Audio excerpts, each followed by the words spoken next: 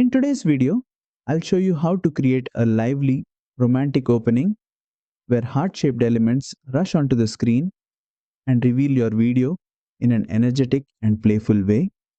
First, open your project in CapCut Mobile and make sure your video clip is placed right at the beginning of the timeline. This effect works best as an intro so the motion feels intentional. Tap on the video clip to select it. From the bottom toolbar, tap on Animation to open the animation options. Next, switch to the In tab. This section controls how your video appears at the start. Scroll through the animation list until you find Smooch Rush, then tap on it to apply the effect. Once applied, hearts rush across the screen, revealing the video underneath with fast and cheerful movement. In CapCut Mobile, this animation is applied directly to the video clip, not as a separate layer. Use the duration slider to control how fast the hearts move. Shorter duration makes the reveal quick and playful. Longer duration slows it down, creating a softer and more romantic feel.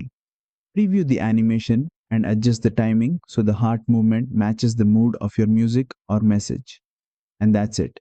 You've successfully added a heart rush reveal animation in CapCut Mobile. If this tutorial helped you, don't forget to like, share and subscribe for more CapCut Mobile animation tutorials.